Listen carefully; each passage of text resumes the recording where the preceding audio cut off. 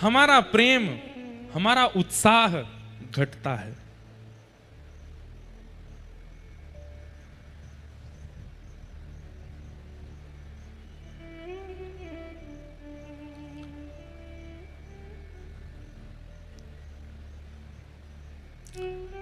उत्साह बढ़े तो समझो कि भजन बन रहा है, और भजन के साथ साथ चित्त के विकार नष्ट हो रहे हैं। अगर वो विकार अभी भी चित्त में हैं तो उत्साह घटेगा, बढ़ेगा नहीं। ब्रजवासियों की यही स्थिति हुई है। जब से लाला को जन्म भयो है, उत्साह बढ़ रहे हो है सबन को। आज ऐसे उत्सव मनाएंगे, आज तो अष्टमी है, लाला को जन्मोत्सव मनेगो। आज तो बुधवार है, लाला को जन्मोत्सव मनेगो। अरे मैया आज तो मंगलवार है, लाला को मैया के मंगलवार को काई को उत्सव होएगो। बोले मैया तेरे लाला ने आंख तो मंगलवार को खोली ना, वाको उत्सव मनेगो। हर मंगलवार को आंख खोलवे को उत्सव।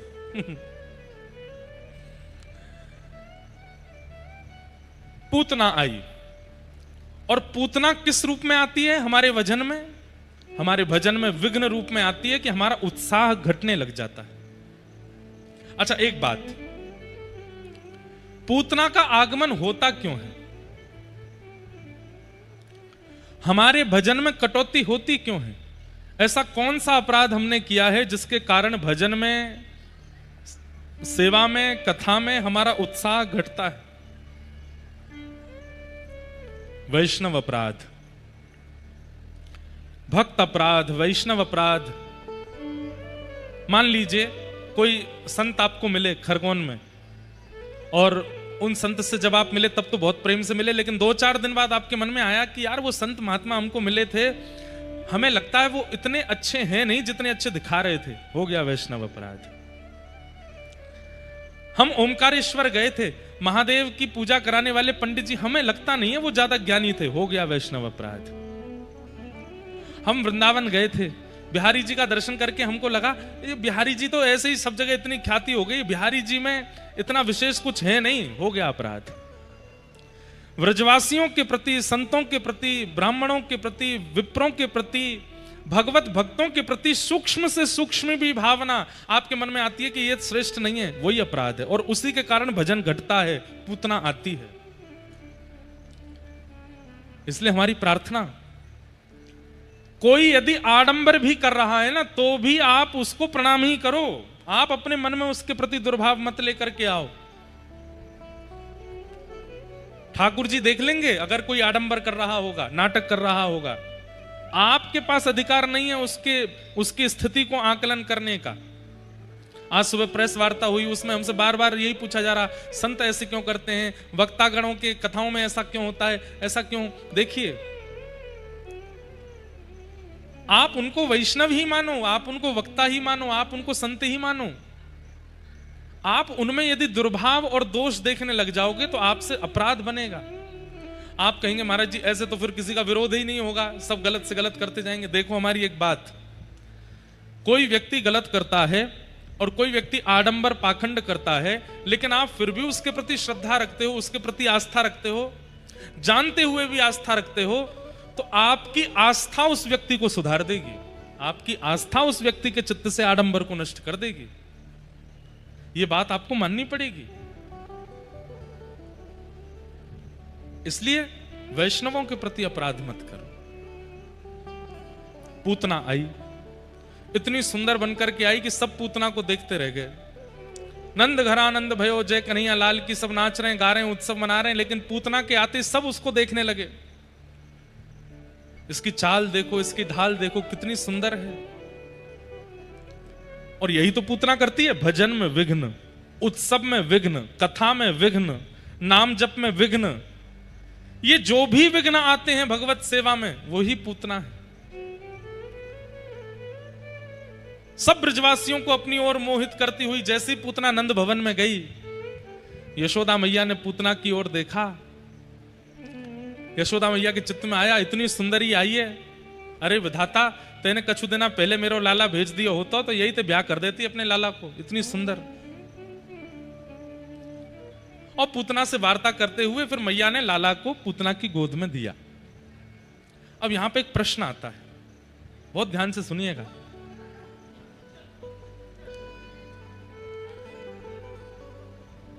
यशोदा मैया, चलो मानते हैं कि सब ब्रजवासी तो सामान्य हैं, लेकिन यशोदा मैया जिन्हें भगवान ने अपनी मां के रूप में स्वीकार किया, उनको तो इतना विवेक होना चाहिए था कि किसकी गोद में लाला को दें, किसकी गोद में ना दें।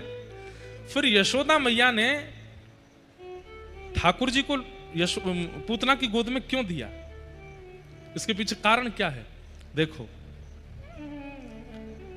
एक बात सबको पता है कि पूतना की गोद में जाते ठाकुर जी ने अपने नेत्र बंद कर लिए, देखा नहीं पूतना की ओर।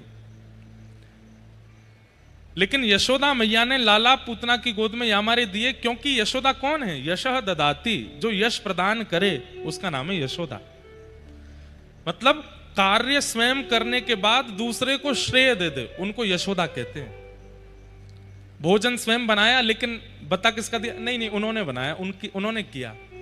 सजावट खुद की, लेकिन पूरा श्रेय किसको? नहीं, उन्होंने करवाया, हमको तो आता ही नहीं, उन्होंने करवाया। इस प्रकार की भावना जिन लोगों की होती है उनको क्या कहते हैं? यशोदा, जो दूसरों को यश देते। यशोदा मैया आचार्या हैं। उन्होंने मन में विचार किया कि पूतना राक्षसी है, रूप बदल करके आई है, ठाकुर जी के दर्शन की अधिकारिणी नहीं है, ठाकुर जी के स्वीकार की अधिकारिणी नहीं है। लेकिन जब इतने समीप आ गई है तो इसके दोषों का चिंतन करके मैं भगवान को इससे दूर क्यों रखूं? भले ही ये दोषी है, लेकिन समीप आई है तो ठाकुर जी को इसकी गोद में देना चाहिए, आचार्य भाव से। यशोदा कौन है? आचार्य। आचार्य की सन्निधि में जब जीवात्मा जाता है तो जीवात्मा दोष युक्त ही होता है, पर आचार्य कृपा करते हैं, भले ही इसमें दोष हैं, हे ठाकुर जी भले ही ये दोष युक्त है, पर आप फिर भी इसके पास जाके इस पर अनुग्रह करो। इसलिए यशोदा मैया ने ठाकुर जी दिए। भले ही पुतना अधिकारिणी नहीं है, लेकिन इतने समीप आ तो गई है, और इतने समीप आकर के भी ठाकुर जी नहीं गए, तो ये कैसी भक्तवत्सलता, कैसी कृपा। इसलिए ठाकुर जी दिए, पुतना की गोद में ठाकुर जी दे दिए। भगवान ने अपने दोनों नेत्र बंद कर लिए, नहीं देखा पूतना को। क्यों? दो कारणों से ठाकुर जी ने नहीं देखा। पहला कारण, पूतना अपने वास्तविक रूप में नहीं आई है, रूप बदल करके आई है। और दूसरा कारण, पूतना भजनानंदियों के भजन में विघ्न डालती हुई आई है। समझ में आई बात? दो लोग ऐसे हैं जिनको ठाकुर जी नहीं देखते। पहले वो जो अपने रूप को परिवर्तित करते हुए घूमते हैं, जैसा उनका रूप स्वभाव गुण है वैसे नहीं रहते हैं, उसको छुपा करके घूमते हैं तो राक्षस लेकिन बने घूम रहे महात्मा, हैं तो व्यसनी पर बने घूम रहे महासात्विक। ऐसे लोगों को ठाकुर जी नहीं देखते। हैं तो लोभी, हैं तो क्रोधी, लेकिन दिखाएंगे कि हम तो बहुत सौम्य हैं, हमें तो गुस्सा आता ही नहीं, मन ही मन फूटे जा रहे हैं। हैं तो कामी, लेकिन दिखाएंगे ऐसे कि वो तो उनसे बड़ा कोई ब्रह्मचारी नहीं है। ऐसे लोगों को ठाकुर जी नहीं देखते। आप कहोगे तो महाराज जी क्या करें, अपने दोष को सब जगह दिखाते घूमें कि देखो हम तो ये हैं, हम तो ये नहीं। सबको दिखाते मत घूमो, लेकिन उस पर पर्दा डालते हुए भी तो मत घूमो। क्रोधी हैं तो हैं, ठाकुर जी के सामने जाके नित्य प्रार्थना करो, नाथ मेरा क्रोध कम कीजिए, मुझे क्रोध करना अच्छा नहीं लगता। कामी हैं, ठाकुर जी से प्रार्थना करो, हे नाथ कृपा कीजिए, मेरे अंदर ये दोष बहुत ज्यादा उछाल मार रहा है, इसको घटा दीजिए। मेरा भजन, मेरा जप इसीलिए है कि मेरा दोष नष्ट हो। इससे क्या हुआ? आपने स्वीकार किया और ठाकुर जी के सामने प्रस्तुत किया। ठाकुर जी इससे प्रसन्न होते हैं। व्यक्ति मंदिर में जाता है, कभी अपने दोष बोलता है? सदैव जाकर के ठाकुर जी से कहेगा, हे नाथ ये बनवा दीजिए, ये करवा दीजिए, वो करवा दीजिए, ऐसा करवा दीजिए, वैसा करवा दीजिए। ठाकुर जी कहते हैं ये सब करवा दीजिए, और जो पहले से रोग तेरे अंदर हैं उनके बारे में तो तूने कहा नहीं। मतलब वैद्य के पास जाकर के आप ये औषधि मांग रहे हो कि ऐसी औषधि दो मुझे भूख लगने लग जाए, ऐसी औषधि दो मैं कुछ भी खाऊं मेरा वजन ना बढ़े, ऐसी औषधि दो मैं ये कर लूं, मैं वो कर लूं, मेरे अंदर ताकत आ जाए, मेरी इम्यून पावर तेज हो जाए। वैद्य कहेगा वो सब तो ठीक है, पहले ये तो बताओ तुम्हारा कोलेस्ट्रॉल वगैरह तो नहीं बढ़ा हुआ है, शुगर तो बढ़ा हुआ नहीं है, लिवर फंक्शन ठीक तो कर रहा है, पेट ठीक है ना, लंग्स में कोई दिक्कत तो नहीं है। आजकल के डॉक्टर चेकअप करा लेते हैं तो चेकअप में सब निकल आता है। पहले के रोग जब तक दूर होंगे नहीं, आप अधिक औषधि कैसे मांग सकते हैं ठाकुर जी से?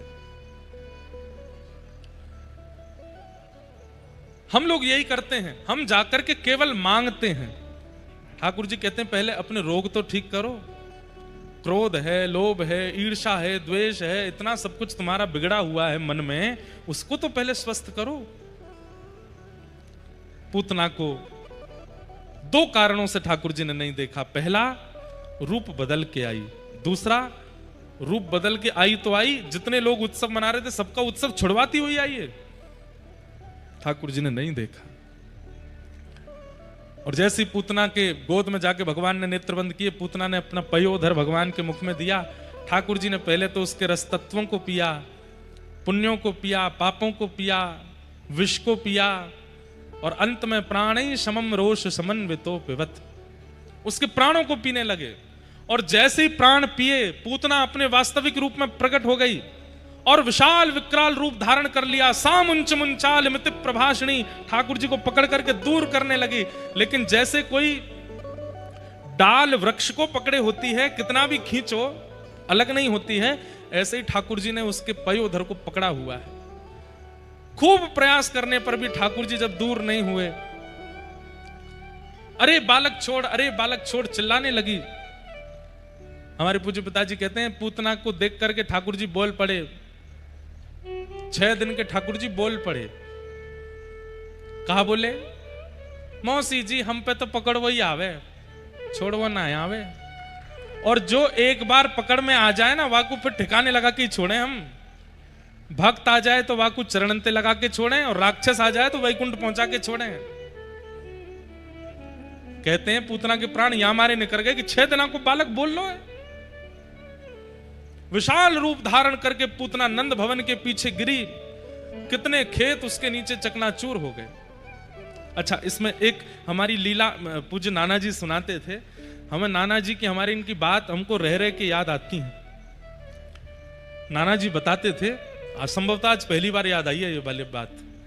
बोले लाला, पूतना राक्षसी अपने रूप में परिवर्तित है गई, यहां तक तो बात समझ में आवे, लेकिन वो विशाल क्यों हो गई? वो इतनी बड़ी काई को है गई? हमने कही नाना जी बचवे के काजे बड़ी भई होगी कि बड़ी है जाऊंगी तो नेक्स्ट से लाला होगा तो लाला को खींच के दूर कर दूंगी। तो नाना जी हमारे बोले नहीं, इसके पीछे दूसरा कारण है। बोले क्या? 6 दिना के लाला है गए, और इन 6 दिना में लाखों ब्रजवासियों में से 1,500-2 हजार ही ब्रजवासी हैं जिन्होंने लाला के दर्शन किए। बाकी अब भी बाहर ही खड़े हैं और प्रतीक्षा कर रहे हैं लाला के हमें दर्शन है जाएं, लाला के हमें दर्शन है जाएं। यशोदा मैया लाला को बाहर ला नहीं रही है, और नियम भी है कि 6ठी तक बाहर आना भी नहीं चाहिए। तो ठाकुर जी मन में विचार करने लगे कि इतने सारे ब्रजवासी सब मेरी प्रतीक्षा में बाहर खड़े हैं, उनके काजे अब मोए बाहर जाना पड़ेगा, और ये पूतना नेक्सी सी रहेगी, यहीं मर जाएगी, गिरेगी।